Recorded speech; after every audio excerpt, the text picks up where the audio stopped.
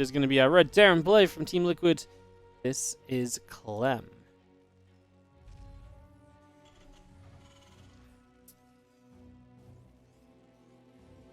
Up against in the bottom right, our Blue Brothers player.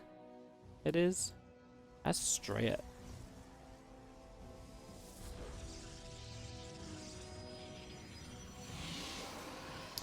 Alright, game number 1 of this best of 3. We casted this yesterday in the tournament that we held, the WardiTV Monthly Open Cup July.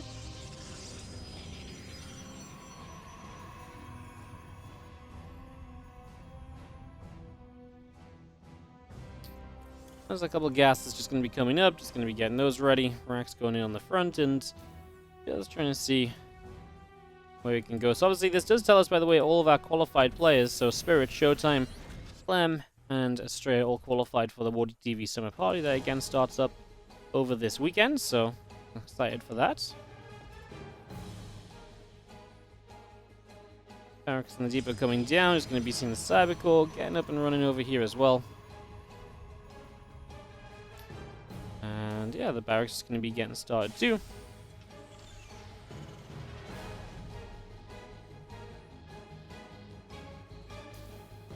Let's see what our Reaper can do in these early stages. Does with the double gas wall off as well, so that's going to be a little bit of a factor. Once we have our factory going down before we get the expansion underway or anything as well. Pretty standard stuff in these kind of scenarios, I would say, so nothing too crazy about that. As our factory gets it going.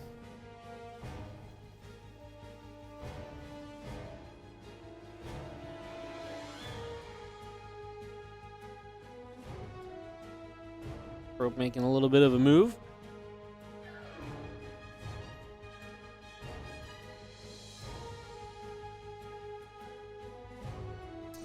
Almost the information is pretty key, so just trying to pick up what we can. The probe hasn't seen anything yet. Oh, actually going to proxy a pylon up here, so maybe some additional gateways right out the front of Clem's base. It's the kind of thing you think Clem might be able to spot, considering this Reaper is right here, so... Second Reaper showing up as well. And together they're going to see this first Adept coming through, so they'll try and get a little bit of damage onto that straight away. It's just putting out a little bit of hurt. Adept taking some damage. Reapers taking some shots, needing to be careful. As the Adept shades through, we're going to pick off one of those Reapers. Now the Hellion taking some damage. We go back and forth. It's a Reaper for an Adept in the end, but Clem doesn't see the proxied pylon. Is that your Robo facility? Nothing else built on that proxy just yet, so we're still waiting to see what exactly that will lead to.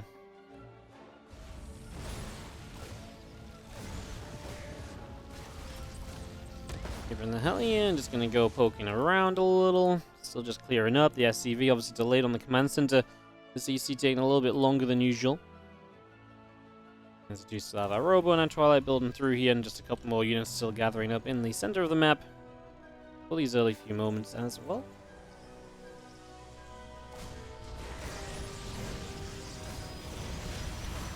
Two Reapers, two Hellions, just going to poke forwards, just going to have the first Adept already getting knocked on down. They do lose one of these Hellions, didn't quite pull back in time as Clem is going to try and dive forwards for a couple of these probes. Yeah, 2 workers make it 3, we're going to get at least 4, the last Reaper will be alive. Obviously we traded out with some units as well throughout this. 4 devs for 4 units of the Terran, plus the 4 probes.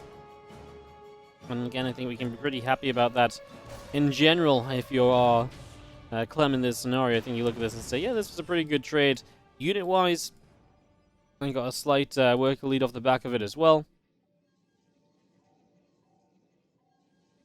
And now we do just see Astrea starting up the blink off the Twilight Council, just going to get that ready to go.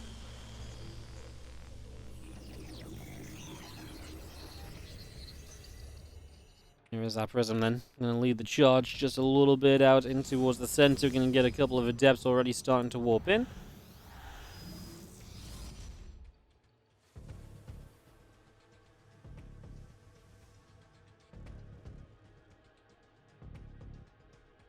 Prism moving up through the top.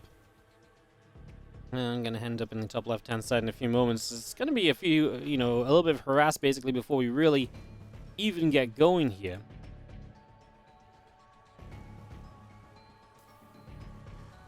Just because Blink is still quite a ways off. What's that detection scenario looking like? There was one observer out, but actually just straight up defense against the first Banshee is looking non-existent. There's no battery in the main base or anything, so we do lose a couple of SCVs as Clem. He's going to start getting a lot of probes of Astrea. He just doesn't have units here. He does not have detection here because the observer is going across the map, so that also is going to be an issue. And that, I think, is going to be our biggest problem of all, is this Banshee is already doubling up on the damage that Astrea just managed to deal with his first little push in on that other side. Banshee going to look up in the corner, Prism. Unloading a few more Adepts, and the Stalker just going to go through these SCVs again, getting a little bit more damage dealt, trying to make up for again the damage we just took. The Adept gets left behind, the Prism gets away. The Cyclone did not have a lock-on, otherwise that lock-on could have been on the Prism, no? Lock-on would absolutely reach to the corner here, so if he just doesn't waste the Cyclone lock-on, he should be able to deal with this, as Banshee's still causing trouble. He has still only got one Observer on the map, the second is still just now spawning. A few Stalkers stand into position, just going to try and make sure we can push this Banshee away.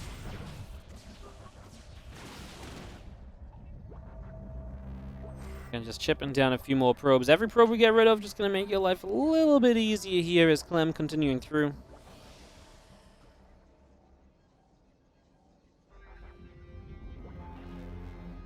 Karak's like, what the hell is this? What? This isn't usually here. Ugh, if I'd known this, I would have built my nest in a different place. Ugh. Don't know if male Karaks build nests, but for the purpose of this meme, we shall assume they do. Stalker Sentry and the Colossus just going to work their way down towards the bottom right-hand side. Extended Thermal Lance is still on the way up as we continue along.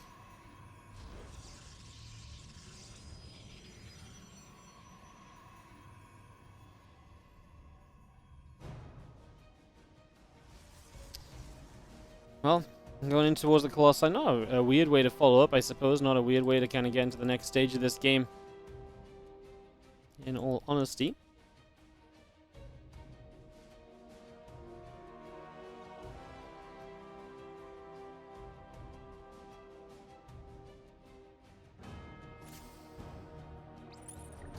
So we have a little bit of a move forward here. Obviously, Clem can't get across the map. A couple Colossi already sitting up on the high ground. Going to be sat here and ready to maybe, possibly, be ready to try and fight a little bit. On the left side, we do find that pylon as Clem is just going to be able to clean that up without too much of an issue.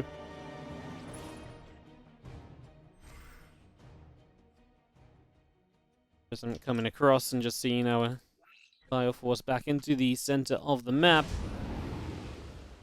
Medivacs load up, head now down to the south. It's going to be seeing the Charger on the way about to finish. Nexus is going to be coming through. As the double Medivac drop aims for the main base.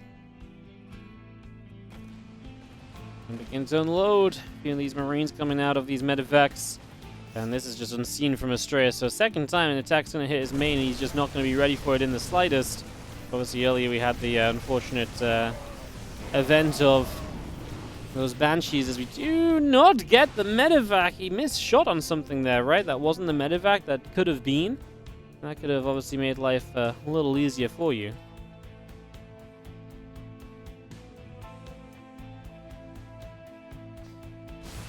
We'll drop in over here as well. Going to find 14 probes. A little counterattack from Astrea. Not going to find much. It was just an Adept. So now we're at 14 workers killed, which is obviously becoming quite expensive. Medivacs still moving around as they're just going to linger. I mean, Astrea, I think, is realizing that it's just time for him to pull the trigger. This is not something that's going to continue going well for him, so time for him to just kind of send it and just go for one big attack to try and do it while he is, well, got a chance, because obviously at the moment he's down to 32 probes, not exactly looking pretty.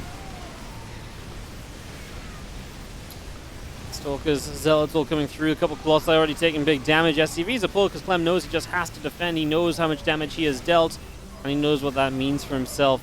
All other things considered as well. He's just going to continue coming through with the SCVs one more time. The Colossi microing nicely, giving you a little bit more of a chance, giving you a little bit more of an opportunity.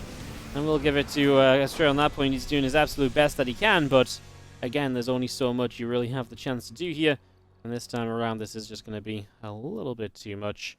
And Clem takes game one of the best of 3. Do you consider hitting the sub button? Super easy. And, you know, if you've got a Prime sub, it's free. and just helps us out a whole bunch and get us up to that 800 sub count. Really appreciate it. If we can get closest on the bottom left-hand side, our red Terran player is going to be Team Liquid's Clem. He takes on the blue Protoss in the top right from Team Maturino at the moment. Able to see Maturino picking up some players, and then his players are seemingly grinding their butts off in a whole bunch of different tournaments. In the top right, this is Astrea.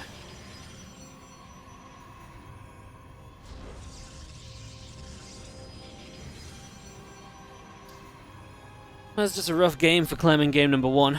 Plain and simple, right? Not really anything else to add, but it was just not a good time. Enough for Clem for Astrea. He kind of got bullied around by the drops. They really were the thing that pushed him over the edge a little bit, and eventually just couldn't really kind of keep on going.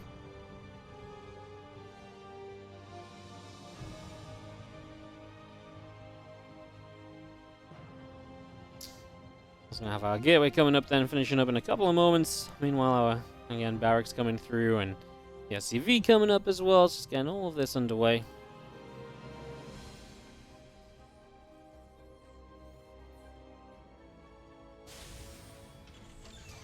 Let's see what the Reaper can do in terms of trying to figure out a little bit of what's going to be going on early. It was an interesting game last time with Astrea, kind of getting that prism across, kind of trying to harass a little bit before the blink. The proxy pylon that never really did anything, never really found too much of a chance.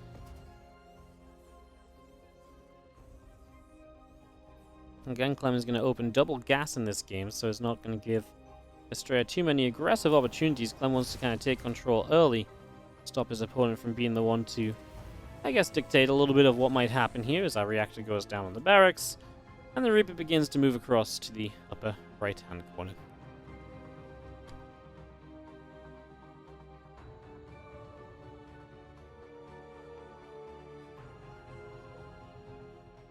So here we go, Reaper heading in towards the natural. And we'll see the Adept starting to move out, so you get that bit of information pretty much just straight away.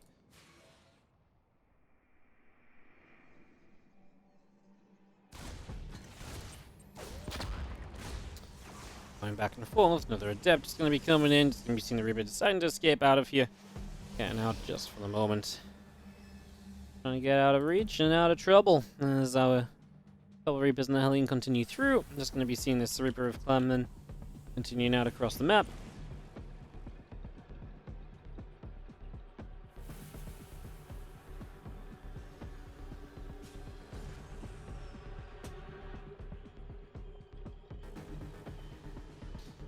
Reaper and Hellion joining together, and you have obviously Clem has 2 more Reapers and a Hellion again, so again was able to do pretty well with this early last time around. We'll see if that's something which we will try and replicate in a second game here. Obviously, if you can, absolutely go for it, because it puts you into a good position. You absolutely take those, you run with those.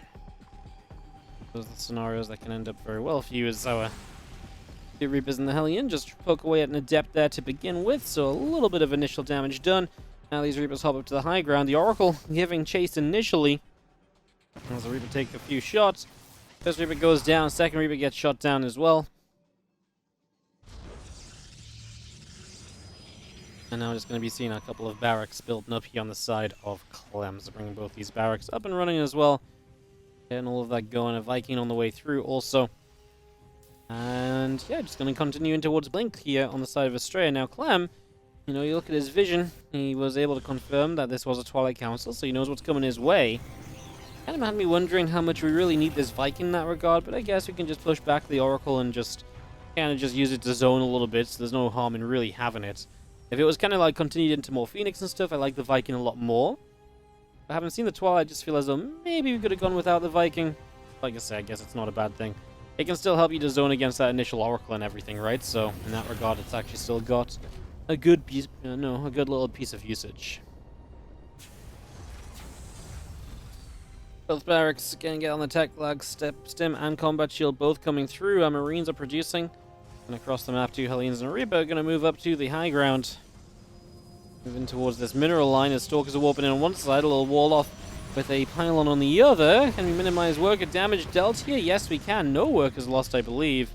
That's a very successful defense from Astrea, just a good bit of unit and building positioning to ensure that nothing would really come out of that, nothing would really, truly benefit from there.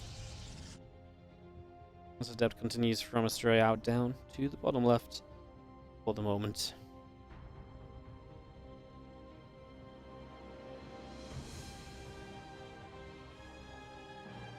Stim combat and +1 all producing through as we just have our Oracle chilling out on the bottom side. A few Stalkers coming across as well, readying up for an attempt to move in towards this natural perhaps, as we do have our Bioforce.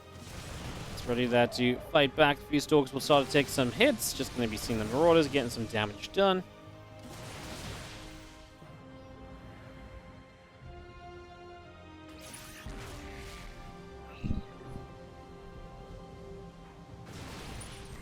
It's a big stasis, which obviously slows down Clem just before. I mean, he wants to kind of get across the map now because it's going to line up nicely with his upgrades finishing, so anything you can do as a Astrea to take away that kind of initial time of the Terran's nice. Both of them hitting supply blocks, 85 and 86, and funnily enough, the Pylon and the Depot finishing on the same time for both as well to free them from said supply blocks. Might just be that the build kind of worked with those supply blocks in as well. It almost feels intentional when both do it, even if they're playing different races, but obviously, overall not the biggest of deals, just sometimes worth pointing out. I always like pointing it out because, I'll tell you what it is, you know, a lot of the time I don't really pay attention to supply blocks. And then I always feel like other casters like, oh my god, he's supply blocked. I'm like, oh, I guess that's a good thing to mention. So now I'm like, oh my god, he's supply blocked. I'm like, maybe I should mention that too. You know, when I do say it, because a lot of the time in the past I never thought of mentioning it because I didn't think it was, obviously it's important, but like, I don't know. It's one of those things, right, where I just didn't, it never really kind of came into my casting for whatever reason. I'm supply blocked again though, actually, and that is noteworthy because now it's a pretty, you know, this one was pretty lengthy. He never started up an extra depot in time. He gets freed up of it as he does finish the depot finally. This medevac going down as he takes down 5 probes. He's delayed on his 3rd CC, which would be one of the things to provide even further supply. He actually needs to kind of get that going. He's going to get supply blocked at 110 as well. Clem is not having the easiest of times here. I mean, he might just avoid the 110 supply block with this depot, but it's going to be very close, and yeah, just in general, I think Clem having a few more macro issues than you might usually expect, as now is to figure out what he's going to do here. Kind of just sitting around allows the Protoss army to do pretty well against him, getting a few shots off, etc. You have a couple more barracks on the way up. The medevacs and Marauders coming through. The armor upgrade coming in. Still just seeing this Widowmine chilling out at the front as well. As the Colossus is going to be coming up. Chrono boosting away for the moment here. And Bio coming over is going to go in after the Adept. And now the rest of this army from Astrea back around the right-hand side. Going to blink through for the Widowmine.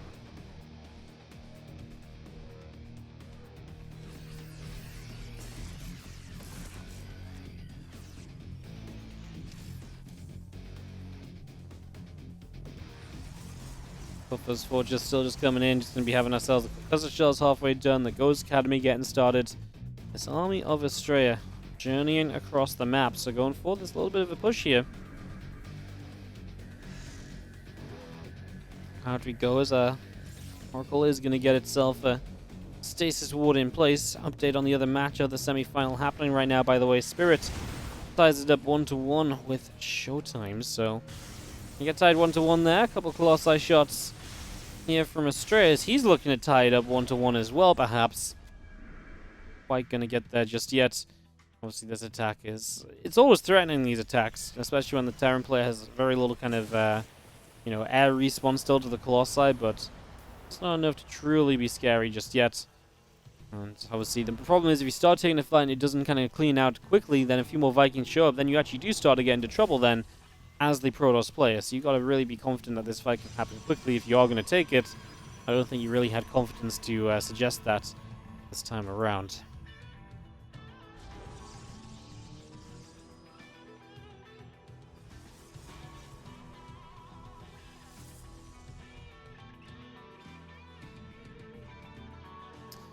Vikings, Marauders, and Marines are all producing through. The army still coming out around the right side. From Astrea, just going to back it up. He continues to expand downwards, which is kind of intriguing. To expand in this kind of full line over here is not quite what I was expecting, I suppose, in terms of this map.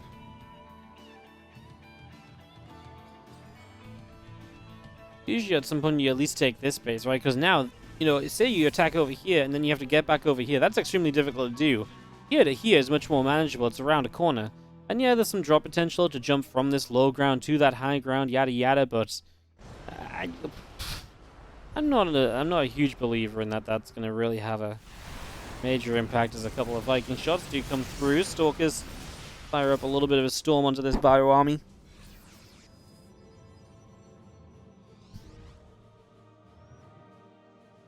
Whilst I just peel them off over to that side, and we do see the Bioforce again, still just coming across and gathering up Vikings overhead. Stalkers still chilling out for the moment as our Ghosts and our Armory and the Engineering Bay coming up.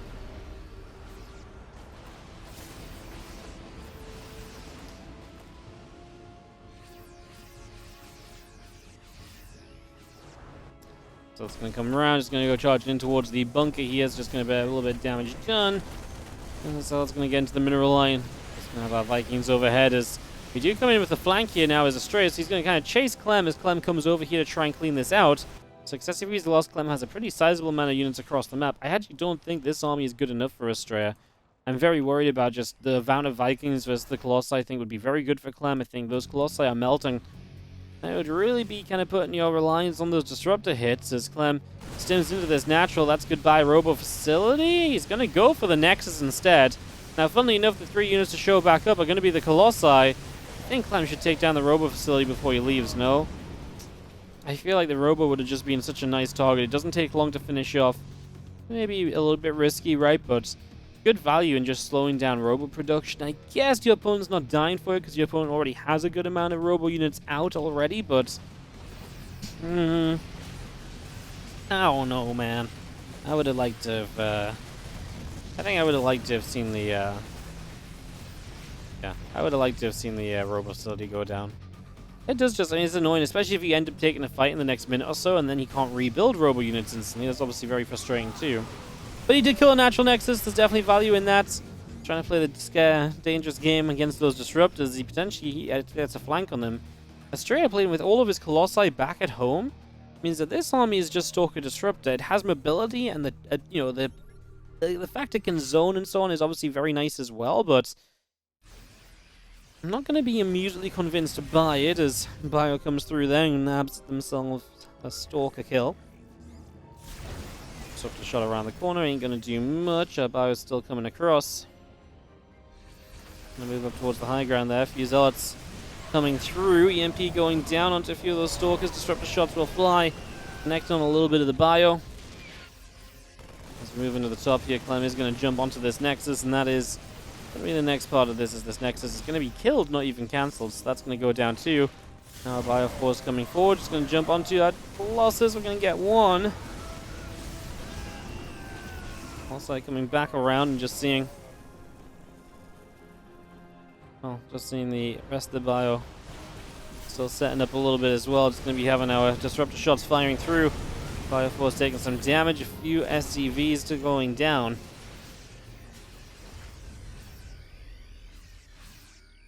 Libs, Marauders, and Marines all in production. Just going to be seeing our teacher upgrades still coming out. Zealots charging across to this left-hand side. Going to move into this third location. As Vikings get rid of one of the Colossi across the map. Did feel like the points those Colossi were exposed. The only good part for them was that they were kind of back at home. This Planetary is struggling to live, but it should do so with the rest of the Bio focusing on it now. However, the Protoss army pushes in from the right, and Astrea is going to force Clem to evacuate on this right-hand side command center. Astrea with another disruptor shot leading in there, trying to make sure that Clem cannot get close enough with these Bio units to stay alive and to kind of get away with all of this. Lib's obviously amazing if they can siege up in good enough numbers. Clem's actually got a counterattack across the map though, and Astrea might not be able to deal with that one, especially one Colossus isn't going to last longer than the Vikings could land against these Stalkers. A handful of the Vikings go after the Colossus initially. It's turned into something of a base trade, I suppose. Is now the fact that these unit structures are all linear to each other actually kind of important. It might be because now actually you could perhaps argue that now it's harder for Clem to go from base to base clearing up, as a lot of the army here for Clem actually is in the Vikings, which, as they land, dismantled the Stalkers on the ground. The Zealots are proving to be a bit much of an issue for the Bio. We do recall home. Astrea recalling onto the third base with a 16 Stalker warp in. Clem's supply is struggling along, and I don't think this army's going to end up going trading too well for him. And as he loses this army, He actually might just be in too much trouble. The Medivacs getting blinked on, and Clem is going to lose too much. Astrea is going to take a game number 2, and we will end up tied and going to game 3 here. Clem in his stand corner. The red Terran player from Team Liquid. This is Clem.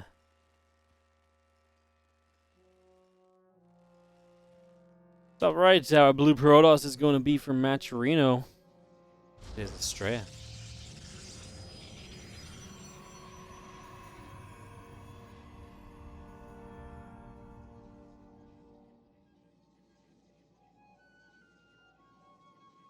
Game 3, it's tied up 1-1. Astrea pulling it out on Ancient Sister in a bit of a macro back and forth battle.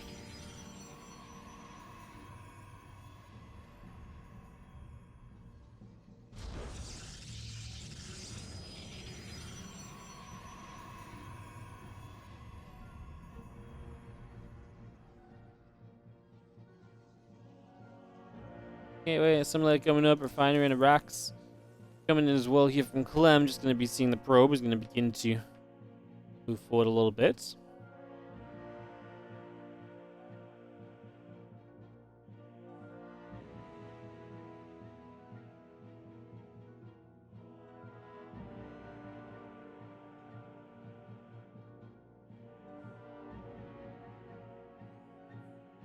Probe Scout. As you see, the Zealot starts up from Astrea, so he will have this Zealot unit to try and help him. As he takes the Nexus now as well, so just going to cancel the Zealot for the Nexus sooner. Doesn't actually need the Zealot in this case, again, if it's not a proxy. Again, Clem just going to play into a different opening from what he's done before, because he's been going the double gas. Now we're going to see the single gas.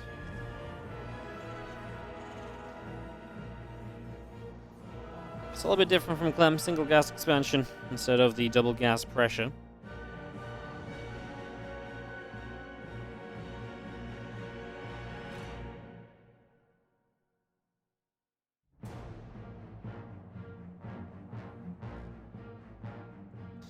Next is we'll get the Adeptal coming through. Robus is going to nibble at the SCV for a couple of moments. Factory is building the CC and the bunker continuing up as well.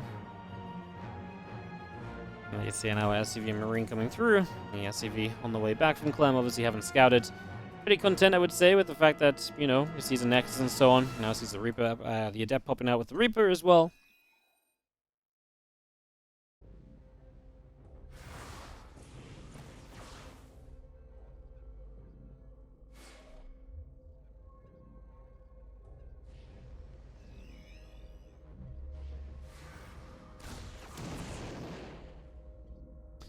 Adept comes over, Reaper gets picked. It's going to be seeing our Twilight Council.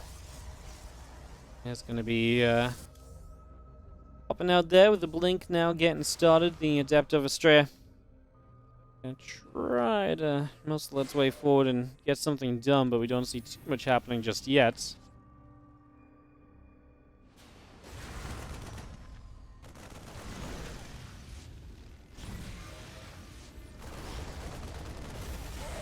Marines in the Hellion, just going to pick away at the Adept there, just going to get rid of that.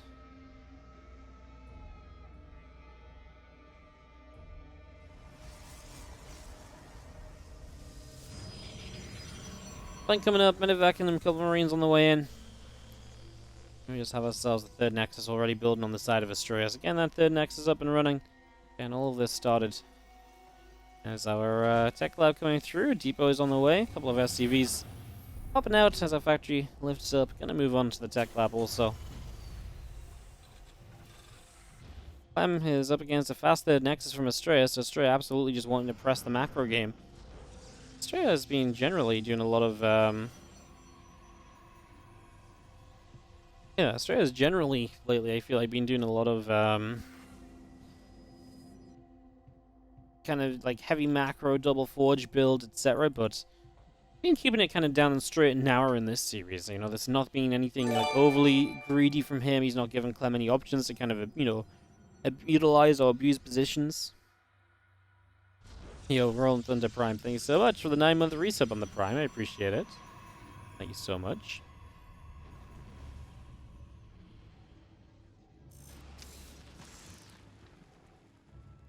That's mine. Just gonna sneak one single probe kill.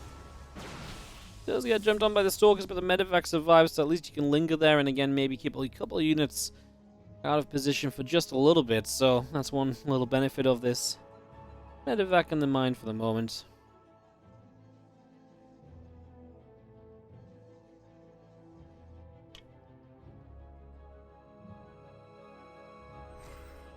Stalker's going to come back around to the top.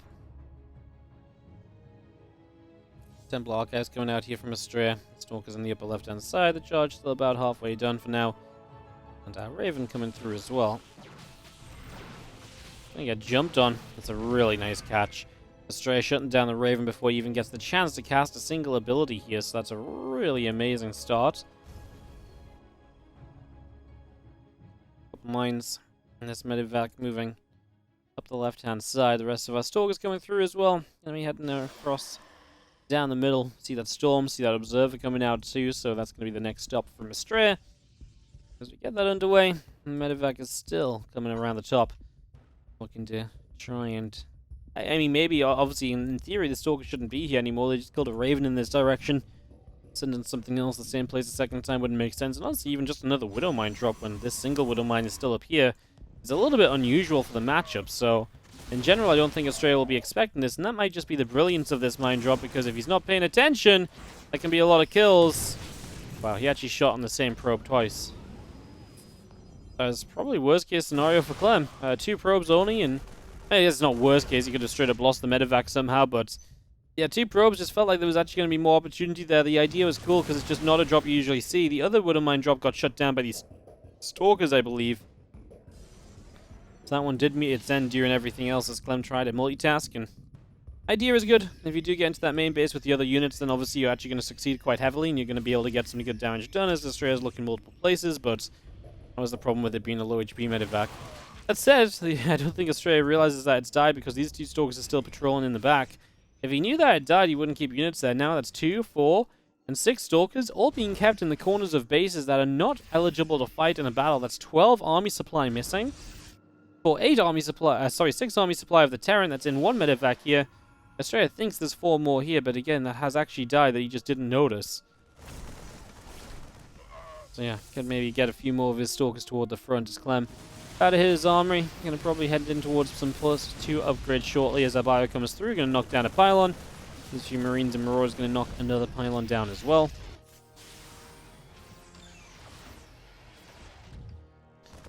And we'll fire up a couple of shots. Our Marines will be here to deal some damage. Also, a little bit more damage being dealt as our assaults move out down to the bottom left-hand side. So a big counterattack from Astrea as Clem is being kind of active around the map.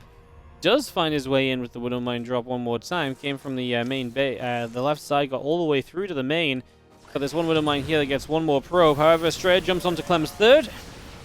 Clem's going to get a very quick sentry kill, so stops that. He's going to catch the Immortal quickly too, so a couple of the bigger units from Astrea knocked down before we even really begin. The first Storm doesn't really land either, and yeah, a fair few things in this battle already kind of going the way of Clem.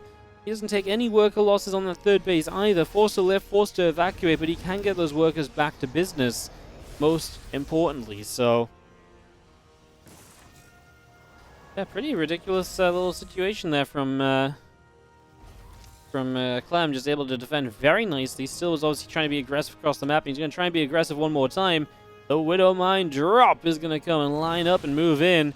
3 Widow Mines unloading. The Stalkers are here. We shouldn't take too much damage. In fact, we kill every single mine before the burrows happen, so this mine drop will do absolutely nada in the start. Well, I say the start. In the continuation of this game, we're 9 minutes deep. Royal Blood Game 3 of this series.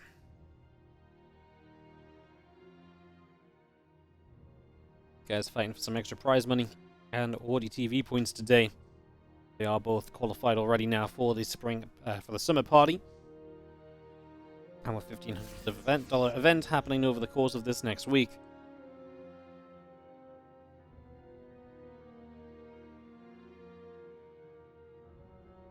Oh, what's happening over here? Storm drop, I do apologize, guys. Storm drop, pretty good, pretty fun. It's going to be seeing the High Templars. They'll get rid of 10 SCVs. It's going to be seeing the Vikings. At least we'll get the Prism on the follow-up, though. So 10 SCVs to the Storm drop. Now the Prism going down.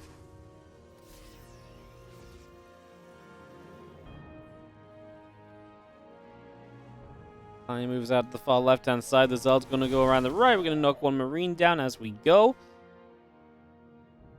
We'll see, these little counterattacks can be deadly to a town if they do not respect them properly, so that's one thing Clem has to be on top of, but tell you what Clem is on top of, the army supply, 108 to 71. Well, those numbers just a little bit too scary, perhaps, for Astrea, because that's something he has to be genuinely very concerned about here. It might just be, as a couple of Widowmine shots begin to go off, that's going to be seen at Colossi in the front, and not exactly going to have a great time. The Storm, it's, well, Zealots and Vikings, but the Vikings do their job of denying the Colossi anyways. One Storm left. This does land nicely on the front line of Marines, but I feel like Clem's already kind of done the damage that he needs to.